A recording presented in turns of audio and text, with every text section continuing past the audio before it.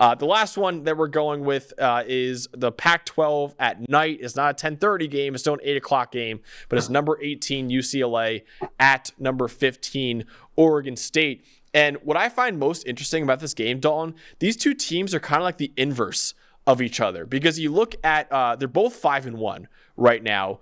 Oregon State 5-1, their best win of the season was over Utah. Then they also lost to Washington State. You look at UCLA, also 5-1, their best win of the season was to Washington State, and their only loss was to Utah. So UCLA beat Washington State and lost to Utah. Oregon State beat Utah and lost to Washington State. So it's pretty interesting how these two are the kind of the inverse of each other. And I think the winner of this game will establish itself as one of the next level of contenders, with probably Utah after the big three, of course, of Oregon, Washington, and USC. The loser of this game has their second conference loss of the season, and that all those lofty dreams of a Pac-12 title game, they're all but gone now after losing 2 conference games already so far in the season. So ultimately, Dalton, I think there is one clear matchup that I cannot freaking wait to watch in this game. I think is the best matchup, honestly, of the weekend. Is it the matchup that you're going to go with as well? You already know it's trench warfare, man. Yeah. You've got the Oregon State with the highest graded offensive line in the country against UCLA with, as a unit, the 6th highest graded defensive line in the country. And Latu is the best defensive player in the country right now. Look, he was an absolute nightmare last week against Washington State. 10 pressures, a sack, I believe a forced fumble. That unit was the difference in their game. They pressured Cam Ward on 51% of his dropbacks. It's just their defensive line. Look, their defense was not like when they lost to Utah, was not horrible. They gave up 21 and they got slow grinded to death because the picks. I'm mixing it up. Their defense only gave up 7 points to Utah. I'm thinking about Oregon State or something else. They gave up 7 points to Utah in that game. Dante Moore threw the pick 6 the first play of the game. You just can't get behind the 8 ball against Utah. Don't go down 7-0 on the first play of the game at Utah. Yeah, that's a rule. That's our number one rule. I want to put it on a board behind you. But this is fun because you've got a team. Clearly, I think the best defense in the Pac-12, UCLA. Right? Agreed. Right now they are the best pass rushing team in the country. Second behind Bama in coverage, and they're 11th in run defense. There is not a hole on this defense. They lost a game where they gave up 7 points, which it's disturbing. So right now, maybe sometimes the theory is the answer to some of these defensive lines. You're seeing it with, like, let's say, the Dallas Cowboys. That'll upset some people. But sometimes with defensive lines like this, running right at them is the answer. Mm-hmm. Just let's go. Let's go. You want to be the bigger man? Let's go. And there's no team that exemplifies that more than Oregon State. We are going to run off tackle with Martinez and Fenwick until the wheels fall off, right?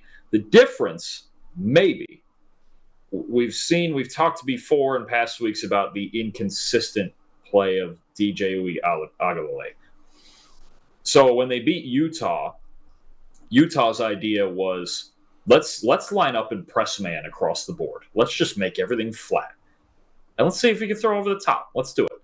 And he made 3 or 4 throws on like go balls and deeper balls, right? Because if you're going to go press man, all right, cover one, let's go. You want to do it. And honestly, for a quarterback, that makes you more comfortable.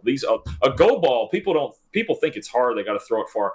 To be honest, a go ball for a quarterback, especially a struggling one, is one of the easier balls you can give them. Mm-hmm. Because it's just, let me just lay it out there. There's not a read to make. Let me just pick my favorite guy and lay it out, right? What you want to do is make him make reads. Maybe you do want to. It's kind of the inverse thing of like, so then last week, right? They put up 52 points on Cal. He had the best game of his career, all right? 90-something, 93.8 passing grade. And they tried to blitz him. And against a blitz, 8 for 11, 116, 3 touchdowns, 3 big-time throws. All right? They tried to blitz him. There's like all sorts of, for some reason, different ideas of how to play against Uiagalelei. I think the biggest thing is, obviously, that's why it's the biggest matchup. What can UCLA do to put them behind the sticks, right? If you make him to a greater extent than, say, Bo Nix. Make him just drop back and go non-play action. You don't want to do that. Yeah. It's most weeks, he's scattershot. If he turned a corner against Cal, cool, but it's still Cal. Cal and UCLA's defense are two completely different animals. But as usual, Oregon State, they have a way of doing things. We're going to run off tackle. We're going to go play action. What I do like that I saw in this Cal game is, and I don't think we saw this in the early weeks, is they've kind of taken a lot of the reads out of it. Now, I'm not a big fan of the fact that he just, for as big and good an athlete as he is, he doesn't run the ball like at all. Yeah. I don't really get it. I would involve that more, but okay, you want him to sit in the pocket and do things cool. What I do like is that, in the win against Utah and this game against Cal, one read. You get one read, dude, and there's a lot of max protection. There's a lot of only 2 and 3 man concepts instead of sending all 5 out there. Like when he has to make full field reads and see a whole defense, everything starts to break down. And then even when he makes the right throw, he starts to miss it. They've simplified it, at least the last couple of weeks, to where they look better. Okay. And I don't know that he's fully turned a corner because that's Cal. And then they still went and gave up 40 points to Cal. So there's an element here where Oregon State's defense does have to be better, because 38 to Wazoo and 40 to Cal starts to make you concerned a little. Utah can't score. So give up 7 to Utah. They can't on a Friday night. They can't score. This is going to be about Oregon State and their run game, as it always is. We could do every Oregon State game every week, and we're going to say this. It's about the running game being ahead of the chains, especially against this team. You let UCLA pin their ears back, good luck. Mm-hmm. Good luck, man. If you're in 3rd and 8, honestly, right now, the way their pass rush is, if you're 3rd and 8, you could almost punt on 3rd down. Yeah. Honestly. Seriously. I mean, but it's a great matchup of strength on strength and 2 teams with shaky-ish quarterbacks for different reasons, right? Uiagalelei's whole career has been like this. And Dante Moore, same thing.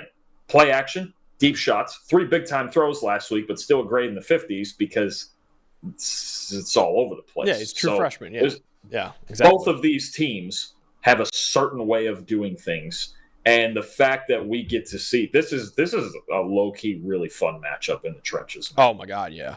Dude, this is the heavyweight title fight in the trenches, honestly. Like we mentioned before, Oregon State right now is the highest graded offensive line in the Power 5 this season.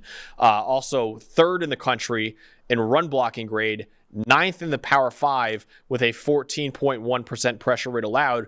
The star of that unit is their right tackle, Talisa Fuaga, who I know for a fact Trevor Sikkema is all over right now. This is a guy who came out of nowhere for him. I had him as a top 10 tackle entering the season, and he's proving why right now, man. His 90.1 run blocking grade, 3.5 points higher than the next closest FBS tackle this season. He's the 2nd highest graded tackle in the country after only Joe Alt this season. He'll often, hopefully, be lined up against Latu, and if not, it'll be the Murphy twins. Latu, the highest graded defensive player in the country, 3rd or 4th best pressure rate in the country for edge defenders as well. And also UCLA's, in terms of the run defense, because you mentioned how good of a pass rushing unit they are, and they lead the Power 5 with an 89.8 pass rushing grade. In run defense, UCLA leads the country with a 2.77 yard average depth of tackle in the run game. So they have done a really good job of stopping the run this season. And like we said, this is the matchup to watch, man. I think it is the best matchup to watch all weekend because it is the strength of Oregon State is that offensive line, and the strength of UCLA is that defensive line, man. And each of those are among the best in the country at what they do. And there's an argument to be made that UCLA might have a top 3 defensive line in the country. Oregon State has a top 3 offensive line in the country. So it is going to be a war, absolute war in the trenches that I cannot wait to watch. But ultimately, Dalton, who do you have coming out on top in this Pac-12 game? I'll tell you, you mentioned the Murphys. Gabriel Murphy had 8 pressures himself last week. Him and Latu combining for 18 pressures pretty much was the ball game, right? The other thing I want to mention about Fuaga, we need to start this campaign. Look, man, right tackles and left tackles, equal rights, man.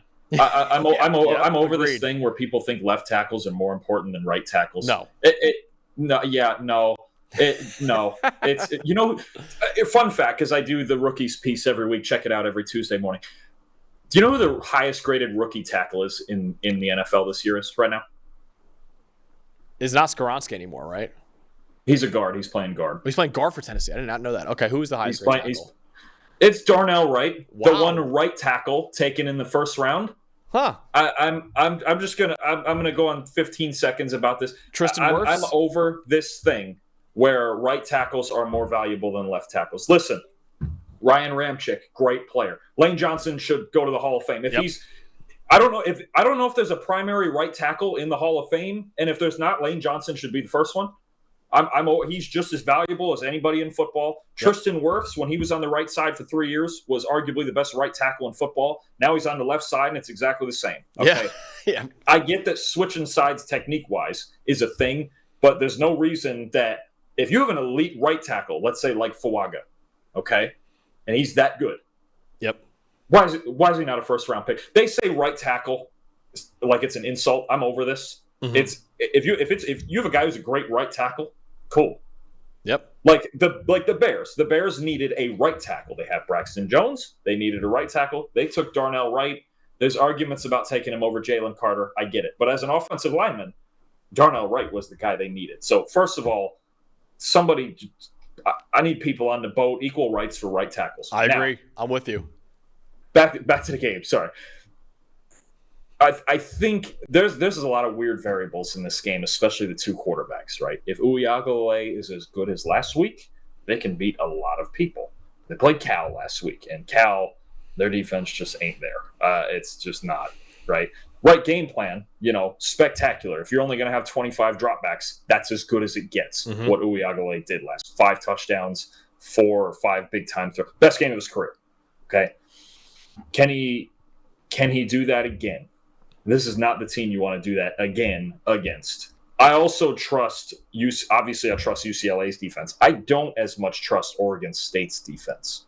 Okay, they're going to have to get to Dante Moore when it comes time for Moore to make throws, and he can make big throws. The accuracy isn't there on the whole, and a lot of it's heavy play action. Right? We've talked about Chip Kelly. Run it till you can't. Play action. Dante Moore deep shot. For both of these teams, actually. They go about it schematically a little different. Obviously, Chip Kelly in the gun, tempo, all that stuff. Oregon State, tight ends, big linemen, under center. But they really have the same goals, despite going about it slightly different ways.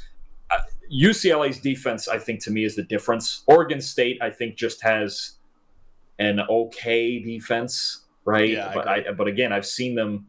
They had the Utah game, but Utah can't score. Against Washington State, was 38 points, and again, in the explosive plays. And against Cal, gave up 40, who Cal is, one of the few teams in this conference who's not considered like big time, right?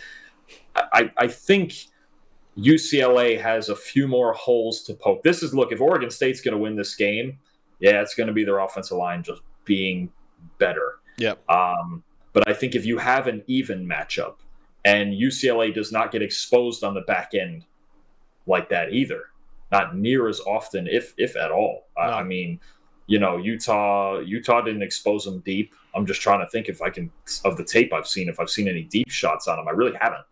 So UCLA doesn't give up big plays. Oregon State kind of does.